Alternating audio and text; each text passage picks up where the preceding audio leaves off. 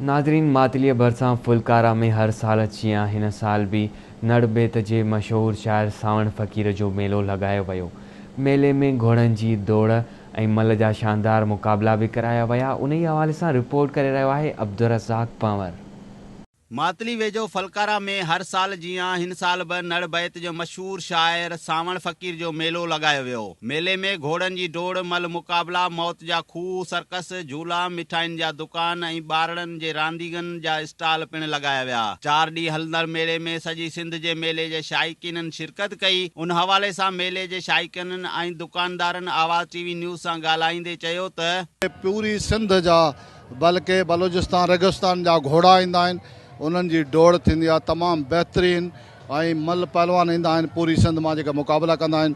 हिते जा आसपास जा जेके माण्हू आहिनि, ग़रीब अबोज माण्हू आहिनि, हिते त अची इहो ॾिसंदा आहिनि सिंध सकाफ़तूं, रांदूं, घोड़ा ढगा हिते अची ॾिसंदा आहिनि। मेला आहिनि, ये जेके रवायतूं आहिनि इहे पुराणियूं असांजी सिंध जी जेका तारीख़ आहे उनखां असांखे मिलनि थियूं। ऐं उनखां अलावा असां जेको हींअर ई लास्ट ईयर असां कोरोना जी वबा में जेको असां मुसलसल गारियो आहे, उन हवाले सां तक़रीबन जेके माण्हू आहे असांजा नफ़्सियाती पेशेंट थी हलिया, हद खां वधीक बीमारी घटि, पर उनखां अलावा नफ़्सियाती हवाले सां तमामु घणो नुक़सानु थियो।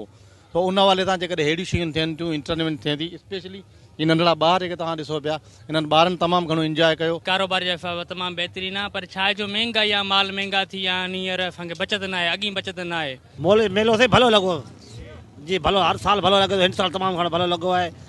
हा, इन साल मेला सिंध जी सकाफ़त लॻंदा रहनि, मिला रहनि, पंहिंजो सिंध जी सकाफ़त मेला लॻंदा रहनि सुठा। क्या हर शइ महांगी थी आहे न, पहिरियां खंड रही 50-50 किलो, हींअर 80 रुपया किलो खंड आहे, 85 रुपया।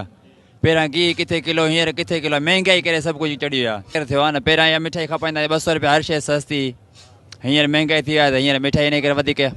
मेले शाइकीननि चयो त तहलके मातली में घुट ऐं ॿुसट वारे माहौल में अहिड़ा मेला तफ़रीह लाइ बहितरीनु ज़रियो आहिनि, जिते सिंध जी सकाफ़त ॾिसी करे रूह खे राहत मिले थी। मेले जी पुॼाणी ते MPA बशीर अहमद हालेपोटो, ॾाॾा मोहम्मद हालेपोटो ऐं पाकिस्तान मल एसोसिएशन जे सदर महबूब खान सिरेवाल, मुक़ाबला खटींदड़ मल पहलवान, बहितरीनु घोड़े सवारनि ऐं ख़ूबसूरत दुकान सिंगारींदड़नि खे बि इनाम पिण ॾिना। कैमरामैन अली नवाज़ दल, इरशाद अली पंवर सां गॾु अब्दुर्रज़ाक पंवर, आवाज़ टीवी न्यूज़, मातली।